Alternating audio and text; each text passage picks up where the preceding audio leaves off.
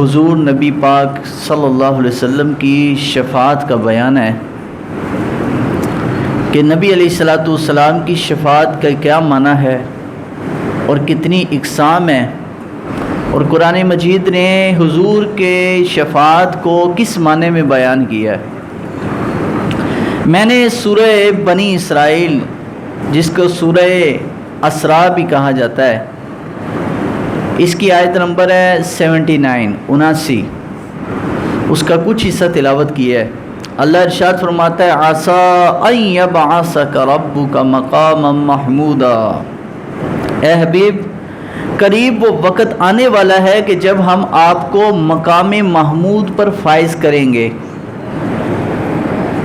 مقام محمود، محدثین اور مفسرین نے اس کی رائے میں لکھا ہے کہ یہ مقام محمود ہے کیا۔ کچھ کا قول یہ ہے مقام محمود ایک ممبر کو کہتے ہیں جو قیامت والے دن میدان حشر میں رسول اللہ علیہ السلام کے لیے محشر کے میدان میں عرش کے سائے کے نیچے بچھے گا، اور کچھ کا کہنا یہ ہے یہ ایک پتھر ہے جس پر حضور قیامت کو جلوہ گر ہوں گے اور حضور بیٹھیں گے، اور جب بیٹھیں گے تو اللہ تعالیٰ حضور علیہ السلام کو ایک اتھارٹی، ایک اختیار عطا کرے گا۔ جس طرح دنیا میں کسی کو وزارت ملتی ہے، کوئی بندہ کوئی قلمدان سنبھالتا ہے تو سیٹ پر بیٹھنے کے بعد اس کو قلمدان ملتا ہے، اس کے بعد اس کا اختیار چلتا ہے، کہتے ہیں یار اس کے پاس سیٹ ہے اس کی۔ تو حضور کو جب قیامت والے دن یہ اتھارٹی ملے گی تو سرکار دو عالم علیہ الصلوۃ والسلام پھر اس اتھارٹی کو استعمال کریں گے اور قیامت والے دن اپنی امت کے لیے رب کی بارگاہ میں سفارش کریں گے۔ اب محمود اس کو کیوں کہا گیا؟ محمود کا معنی ہے جس کی تعریف کی گئی ہو۔ حامدہ یحمد حمدن فهو حامد فذاک محمود، یہ عربی کی لینگویج کے اندر مفعول کا صیغہ ہے۔ محمود، حضور کا نام بھی محمد ہے، اور حضور جس پر بیٹھیں گے رب نے اس کو محمود کہا۔ محمد جس کی بار بار تعریف کی جائے، اور محمود جس پر حضور نے بیٹھنا ہے اس کی تعریف کی گئی ہے۔ اب یہ یاد رکھیں یہ ابھی پتھر رکھا گیا نہیں، ابھی رکھیں گے، ابھی قیامت قائم نہیں ہوئی، ابھی قیامت قائم ہوگی، پتھر رکھا جائے گا یا وہ ممبر بچھے گا، اس ممبر پر سرکار دو عالم علیہ الصلوۃ والسلام بیٹھیں گے تو رب اس کی تعریفیں بیان کر رہا ہے۔ قرآن مجید ہے، اللہ اس کی تعریف کر رہا ہے۔ یار جس پتھر کے ساتھ میرے نبی کی نسبت ابھی ہونی ہے ابھی نہیں ہوئی، رب کو وہ اتنا پیارا ہے۔ خود بتاؤ جن اصحاب و اہل بیت کی نسبت خود رسول اللہ سے، وہ رب کو کتنے پیارے ہوں گے۔ تو سرکار دو عالم علیہ السلام کے بیٹھنے کی جگہ کو رب نے محمود قرار دیا۔ اب آئیے ذرا شفاعت کی اقسام پہلے سمجھ لیجئے۔ کچھ لوگ کہتے ہیں سفارش کسی کے لیے کسی کی نہیں ہو سکتی، نہ کوئی کسی کو فائدہ پہنچا سکتا ہے، نہ سفارش کر سکتا ہے اللہ کی بارگاہ میں۔ کیوں نہیں کر سکتا یار؟ تو قرآن مجید کی وہ آیتیں جو کہ بتوں کے بارے میں نازل ہوئی ہیں وہ مسلمانوں پہ چسپاں کرتے ہیں۔ کچھ لوگ کہہ دیتے ہیں نہیں نبی ولی کچھ نہیں کر سکتے، قیامت کو یہ کسی کے کام نہیں آئیں گے۔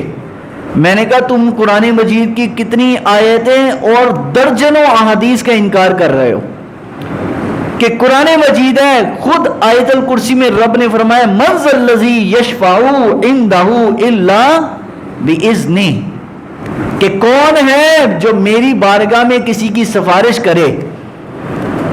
لیکن بات لوگ پوری نہیں نہ پڑھتے، تو پڑھیں من ذا الذی یشفع عندہ الا، سارے پڑھیے باذنہ، کون ہے جو اللہ کی بارگاہ میں کسی کی سفارش کرے مگر اللہ جس کو اجازت عطا کرے۔ اس کا مطلب اللہ کی اجازت کے بغیر کوئی بھی کسی کی شفاعت نہیں کر سکتا۔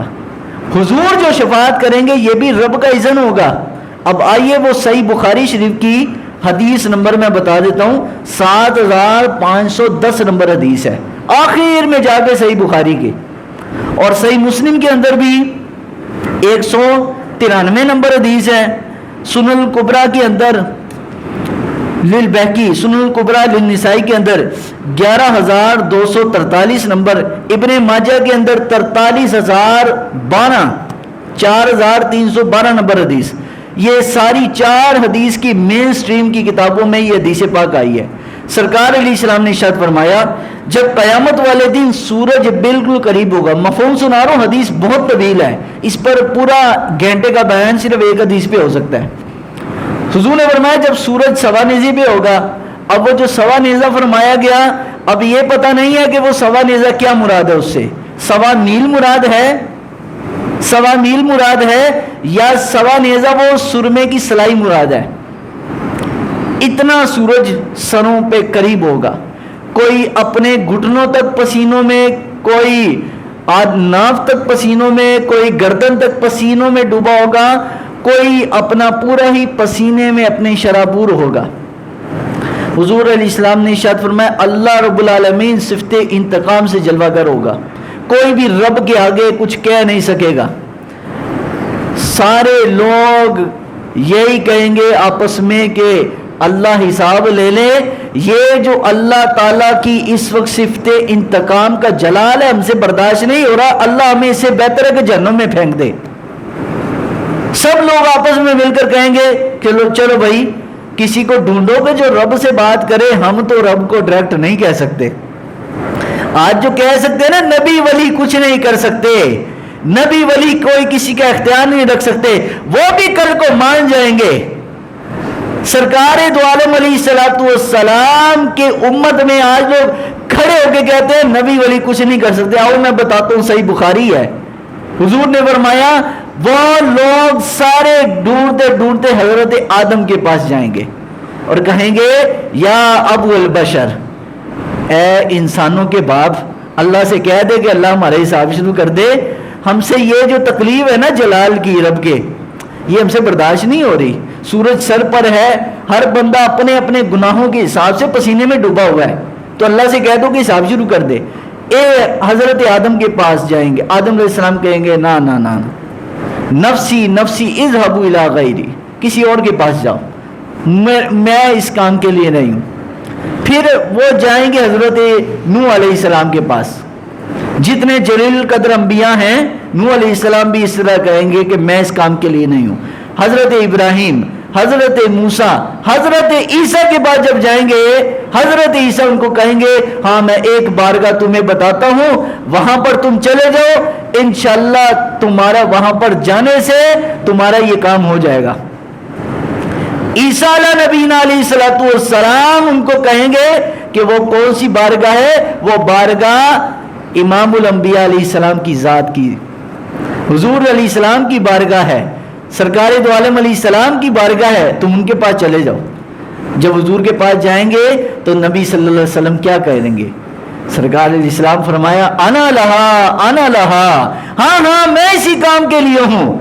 آدم علیہ السلام، نوح علیہ السلام، ابراہیم علیہ السلام، داؤد علیہ السلام، دیگر بڑے بڑے جلیل القدر انبیاء نے کہا نا نا ہم اس کام کے لیے نہیں ہیں. جب حضور کی بارگاہ میں پوچھے تو سرکار نے یہ نہیں کہا اوے اللہ اتنے جلال میں ہے میں کیا کر سکتا ہوں، میں تو رب کی مخلوق ہوں، جو آج لوگ منہ سے نکالتے ہیں کہ نبی ولی کچھ نہیں کر سکتے. سرکار نے فرمایا انا لہا، میں اس کام کے لیے ہوں. اسی وقت سرکار سجدے میں گر پڑیں گے. سرکار سجدے میں اللہ کی بات، اتنا طویل سجدہ ہوگا، اتنا طویل، پتہ نہیں کہ وہ سجدہ کتنے سالوں پر، کتنے عرصے پر محیط ہوگا. جب حضور سجدے سے اللہ تبارک تعالیٰ اپنے محبوب علیہ السلام کو حکم دے گا ارفع رأسک یا محمد صلی اللہ علیہ وسلم، اے میرے محبوب اپنے سر کو اٹھائیے، اپنے سر کو اٹھائیے، آپ شفاعت کیجئے میں شفاعت قبول کروں گا، آپ مانگیے میں عطا کروں گا. تو سرکار اسی وقت رب کی صفت انتقام جو ہے وہ بدل جائے گی. صفت جلال سے صفت جمال میں کہ رب العالمین جو جلال کا اظہار ہوگا وہ اللہ رب العالمین کا جلال کا اظہار وہ تبدیل ہو جائے گا، ختم نہیں ہوگا۔ رب کی صفتیں ازلی ابدی ہیں، وہ ختم نہیں ہوتی، تبدیل ہوتی رہتی ہیں، اظہار اس کا ختم ہو جائے گا۔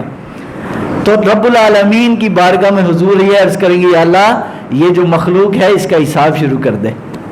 یہ پہلی قسم ہے جس کو کہتے ہیں شفاعت کبریٰ، اور اس شفاعت میں سے نبی صلی اللہ علیہ وسلم کی اس شفاعت میں سے خالی مسلمانوں کو نہیں، کافر کو بھی حصہ حاصل ہوگا۔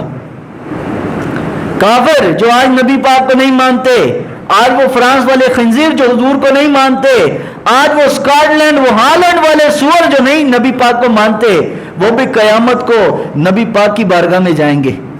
جسی کو اعلیٰ حضرت نے کہا تھا نا اسی بات کو، آج لے ان کی پناہ، آج مدد مانگ ان سے، کل نہ مانیں گے قیامت میں اگر مان گیا۔ اور آج مدد حضور سے مانگو، آج حضور کی بارگاہ میں آ جاؤ اور آج حضور سے تعلق جوڑ لو۔ قیامت والے دن یہ نہ ہو کہ کہیں اللہ کے نبی منہ پھیر لے کہ میں نہیں ان کو جانتا۔ لیکن پہلی قسم کی شفاعت میں کافروں کے لیے بھی ہوگی، کیونکہ حساب و کتاب تو کافروں کے لیے بھی شروع ہو جائے گا۔ تو سرکار دو عالم علیہ السلام کی حدیث شریف کا مفہوم ہے، یہ آپ کے سامنے رکھنا چاہتا ہوں۔ یہ ہمارے لیے ایک بہت بڑی خوش قسمتی ہے کہ ہم سمجھتے شاید شفاعت جو ہے نا، یہ ہم میں سے جو نیک آدمی ہیں، نیک لوگ ہیں، شاید اللہ کے رسول ان کے لیے شفاعت کریں گے۔ ایسا نہیں ہے۔ حضور نے یہ جو بات کہی نا، یہ انسان کے سینے کو ٹھنڈ پہنچانے کے لیے یہ ایک حدیث ہی کافی ہے۔ مسلمان یہ پڑھ لینا اور پوری زندگی سجدہ دیتا رہے، اور یار نبی پاک کا شکر ادا ہی نہیں کر سکتا کہ یا رسول اللہ اتنا بڑا کرم ہم پر کہ ہم اتنے بڑے گناہگار، روزہ ہم چھوڑتے رہے، نمازیں ہم چھوڑتے رہے، اس کے باوجود بھی نبی کا کرم دیکھو کہ سرکار دو عالم علیہ السلام نے ارشاد فرمایا، قال رسول اللہ صلی اللہ علیہ وسلم شفاعتی لأہل الکبائر من امتی، کہ میری شفاعت میری امت کے بڑے گناہگاروں کے لیے قیامت کو ہوگی۔ یہ نہیں کہا کہ بڑے نیک لوگوں کے لیے ہوگی، قیامت کو حضور شفاعت۔ اب یہ جو شفاعت بیان کی گئی ہے، یہ شفاعت کی دوسری قسم ہے، شفاعت کی دوسری قسم ہے، یہ شفاعت کی دوسری قسم ہے جو حدیث میں آیا کہ آقا علیہ السلام نے ارشاد فرمایا، اللہ نے مجھے ایک دعا دی ہے اور ایک آپشن عطا کی ہے کہ وہ آپ مانگ لیں، چاہے تو آدھی امت کو بلا حساب و کتاب جنت میں بھیج دوں گا، یا قیامت والے دن آپ کو شفاعت مل جائے گی۔ حضور نے فرمایا، میں نے اللہ سے عرض کی، یا اللہ مجھے شفاعت چاہیے، کہ شفاعت میں اختیار کرنا چاہتا ہوں کہ قیامت والے دن یہ نہ ہو آدھی امت تو میری جنت میں چلے جائے اور آدھی امت بیچاری دوزخ میں جائے، نہ میں چاہتا ہوں میں اپنی ساری امت کو جنت میں لے کے جاؤں۔ تو اس لیے فرمایا شفاعتی لأہل الکبائر من امتی، میری شفاعت میری امت کے بڑے گناہگاروں کے لیے۔ اور یار ہم پر اتنا حضور کا کرم، ہم پھر بھی اللہ کے نبی کی ساتھ وفاداری نہیں کرتے، ہم پھر بھی ان کی سنت کو چھوڑے بیٹھے ہیں، پھر بھی ہم ان کے احکامات، ان کے شریعت کو، ان کی شریعت کو، ان کے دین کو ہم چھوڑے بیٹھے ہیں۔ اور یہ وفا کرنی ہے تو اللہ کے رسول کے ساتھ کرو کہ قیامت کو ماں بھی چھوڑ جائے گی جو اتنا پیار کرتی ہے، سرکار اس وقت بھی اپنے امتی پر اپنی نظر رحمت رکھیں گے۔ تو حضور نے ارشاد فرمایا، سرکار دو عالم صلی اللہ علیہ وسلم نے ارشاد فرمایا کہ خیرت بین شفاعتی بین ان يدخل نصف امت الجنہ فاخترت شفاعت لانها اعم واکفى اترونها للمتقین لا ولکنها للمذنبین الخاطئین المتلوثین۔ فرمایا میری امت بڑے گناہگاروں کے لیے ہوگی، اور پھر قرآن مجید کی وہ آیت اتری سورۃ الضحیٰ کی، وَلَسَوْفَ يُعْطِيكَ رَبُّكَ فَتَرْضَىٰ، کہ انقریب ہے حبیب ہم آپ کو اتنا عطا کریں گے، اتنا عطا کریں گے کہ آپ راضی ہو جائیں گے۔ قیامت والے دن اللہ نے اپنے نبی کو کیا دینا ہے؟ ایک ہی چیز دے سکتا ہے جس سے حضور راضی ہوں گے کہ حضور کے ساتھ وعدہ ہوگا کہ حضور کی ساری امت کو من قال لا الہ الا اللہ داخل الجنہ، جس نے کلمہ پڑھ لیا حضور کی شفاعت کی برکت سے ضرور جنت میں جائے گا۔ اور اس لیے آج ڈٹے رہو دین پر کمپرومائز نہ کرو۔ حضور ہمیں ہمارے لیے حضور نے اپنی دعا کو ضائع نہیں کیا، ضائع مطلب دنیا میں استعمال نہ کیا۔ چاہتے تو سرکار دنیا میں استعمال کر لیتے، حسنین کریمین کے لیے مانگ لیتے، اپنی اہل بیت کے لیے مانگ لیتے اللہ کی بارگاہ میں کہ یا اللہ میری اہل بیت کو یہی عطا کر، ان کے پر مصیبتیں پریشانیاں آ گئی، لیکن سرکار نے اپنی دعا کو دنیا میں خرچ نہ کیا، دنیا میں استعمال نہ کیا، اپنی امت کے لیے آخرت میں رکھ لیا۔ تو یہ شفاعت کی دوسری قسم ہے کہ جو امت کے بڑے بڑے گناہ گاروں کے لیے۔ شفاعت کی تیسری قسم جو حضور علیہ الصلوۃ والسلام کی شفاعت کی تیسری قسم وہ کیا ہے کہ سرکار دو عالم علیہ السلام کی امت میں جو لوگ زیادہ گناہ گار ہونے کی وجہ سے دوزخ میں چلے جائیں گے لیکن بالآخر تھوڑی سی سزا کاٹ کر حضور کی شفاعت کی برکت سے جنت میں داخل کیے جائیں گے۔ اور حضور نے یہ حدیث جب حضور یہ الفاظ استعمال فرما رہے تھے، بیان کر رہے تھے یہ حضور، تو سرکار مسکرا پڑے۔ حضور نے فرمایا جب وہ لوگ دوزخ سے جنت میں لائے گئے تو انہوں نے آپس میں یہ کہا جنتیوں نے کہ یہ تو دوزخ سے لوگ آئے ہیں۔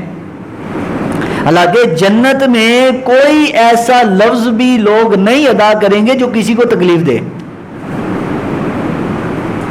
کوئی بھی ایسا لفظ نہیں ہوگا جنت کے اندر کہ جو کسی کو دل آزاری کرے۔ جنت میں سکون ہی سکون ہے، ٹینشن فری جس کو کہتے ہیں، کہ کسی کی زبان سے بھی ایسا لفظ نہیں نکلے گا کہ کسی کو دل آزاری ہو۔ سہولیات تو ہوں گی، الفاظ بھی رب نے جنت میں جنت والے رکھے ہیں۔ تو جب کہیں گے نا تو وہ جو دوزخ سے آئے ہوں گے وہ محسوس کریں گے یار ہمیں یہ دوزخی کہہ رہے ہیں کہ یہ دوزخ سے آئے ہیں۔ تو نبی علیہ السلام نے ارشاد فرمایا پھر ان کو اللہ تعالیٰ فرشتوں سے کہے گا بھائی جنت کے باہر ایک تالاب ہے۔ اب حضور اپنی شفاعت بیان کر رہے ہیں، یہ نبی پاک کی شفاعت دیکھو، خود حضور جنت میں، جنت الفردوس میں، اور دوزخی کا ہے دوزخ میں، وہاں سے نکالا اور سارا معاملہ حضور دنیا میں بیان کر رہے ہیں۔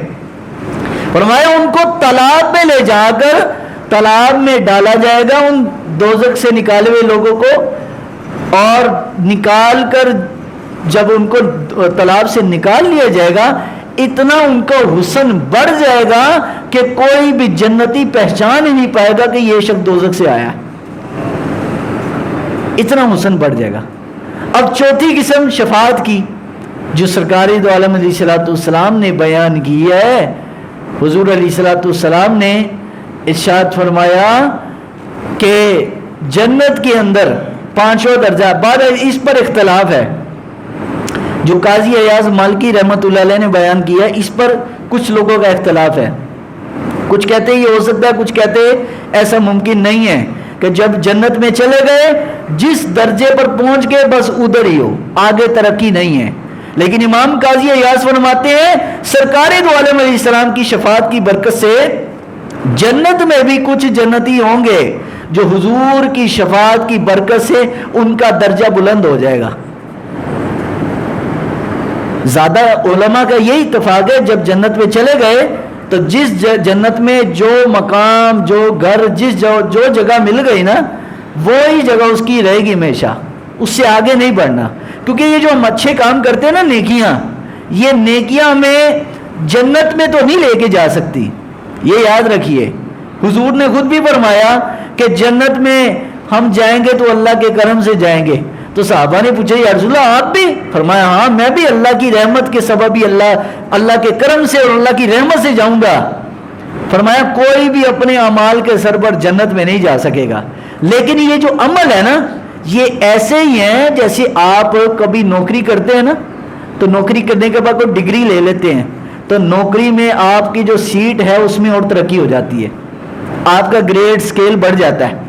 جس طرح آرمی کے اندر ہی بھی کوئی میجر ہوتا ہے، کوئی جناب کیپٹن ہوتا ہے، ساتھ پڑھتا رہتا ہے، کورس کرتا ہے، کوئی ڈگریاں ملتی ہیں تو مزید ترقی آگے ہو جاتی ہے، وہ جنرل بھی بن جاتا ہے۔ اسی طرح یہ نیک اعمال بندے کی ترقی کا سبب ہے جنت میں. جو جتنے نیک اعمال کرے گا جنت میں اتنا ہی اعلیٰ مرتبہ اس کو ملے گا. اور اس لیے حضور نے فرمایا اللہ سے مانگو تو جنت الفردوس مانگو، کیونکہ جنت الفردوس میں سرکار دو عالم علیہ السلام ہوں گے. تو اللہ تعالیٰ کی بارگاہ میں دعا ہے اللہ اپنے حبیب کی ہم سب کو شفاعت عطا کرے اور آقا علیہ السلام کی سچی محبت عطا فرمائے. درود و سلام کے لیے تمام دوست کھڑے ہو جائیں. مصطفیٰ